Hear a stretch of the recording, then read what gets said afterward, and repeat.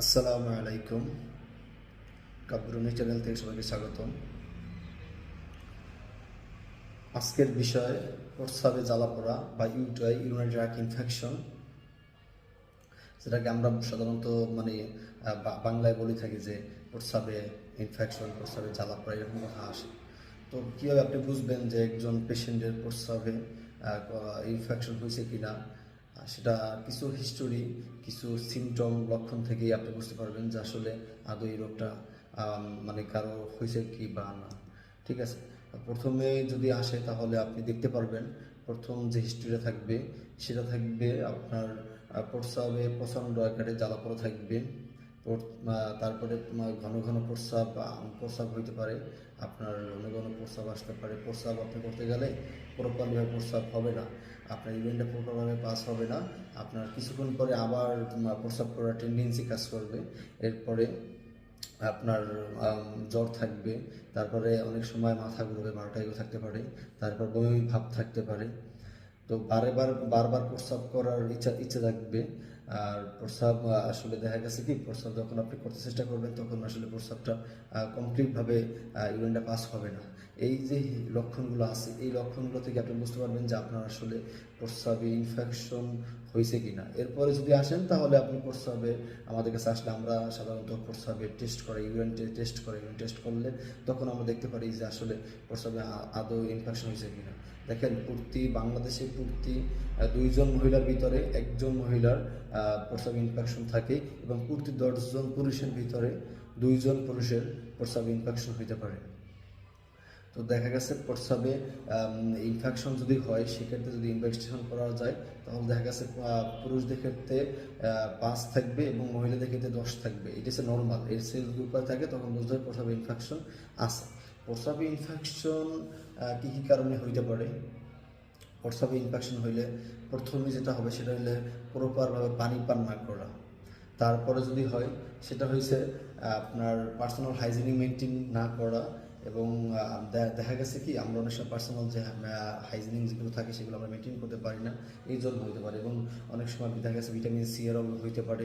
অনেক সময় মহিলাদের ক্ষেত্রে দেখা গেছে যে তার যে প্রস্রাবের জায়গা এবং দেখা গেছে আপনার অ্যানাল, এই দুইটা পাশাপাশি থাকার কারণে অনেক সময় মহিলাদের সবচেয়ে বেশি পরিমাণে হইতেছে ইউটিআই। এরপরে দেখা গেছে যে অনেক সময় সহবাস করতেছে, অনেক সহবাসে করার পরে প্রপারভাবে তারা প্রপারভাবে ইউরিনটা পাস করতেছে না। এর ফলে আপনার অনেক সময় প্রস্রাব ইনফেকশন হতে পারে, এবং অনেক সময় দেখা গেছে আমরা প্রস্রাব অনেকক্ষণ দীর্ঘ সময় ধরে রাখি, তাকে তো অনেক সময় হতে পারে। এবং অনেকের আছে আপনার কিডনি সমস্যা থাকার কারণে কিডনিতে স্টোন বা কিডনি সিস্ট এগুলো থাকলে অনেক সময় আপনার ইউটিআই হওয়ার সম্ভাবনা থাকতে পারে। তো যদি আপনি দেখা গেছে যে প্রপারভাবে যে চিকিৎসা সেবা নেন তাহলে আপনি অবশ্যই ইউটিআই থেকে আপনি মুক্তি পেতে পারেন। এরপরে কিছু টিপস আছে, এই টিপসগুলো যদি আপনি মেনটেন করে চলতে পারেন, আপনি মেডিসিন তো আছে, মেডিসিন খেলে তো অবশ্যই আপনার যাবে, তারপর কিছু টিপস আছে, এই টিপসগুলো মেনটেন করলে যদি চলতে পারেন তাহলে আপনি সুন্দরভাবে আপনার যে ইউটিআই হয়েছে বা যার বলে আমার প্রস্রাব ইনফেকশন হয়েছে এটা আপনি থেকে মুক্তি পেতে পারেন। তারপরে প্রথম বিষয় আপনার প্রপার পানি পান করে। একজন সুস্থ মানুষের জন্য প্রতিদিনে 2 থেকে 3 লিটার পানি পান করতে হবে, তাহলে আপনি খুব সহজে দেখা গেছে যে প্রস্রাবের ইনফেকশনটা বারবার যেটা হইতে আছে, এই যে আপনার ইনফেকশনটা হইতে আছে এটা থেকে মুক্তি পেতে পারেন। একটা বিষয় হলো যে তারপর যদি আসে, তারপরে আপনার হলো যে কারবারি জুস। কারবারি জুস যেটা আসলে সাধারণত বাংলাদেশে অ্যাভেলেবেল না, কিন্তু এইটা সাপ্লিমেন্ট আকারে পাওয়া যায়। কারবারি জুস যেটা আছে এটা আপনার ট্যাবলেট আকারে এখন ফার্মেসিতে পাওয়া যায়। এইটা আপনি সাপ্লিমেন্ট আকারে নিলে সেক্ষেত্রে আপনি ইউটিআই থেকে অনেক সময় মুক্তি পেতে পারেন।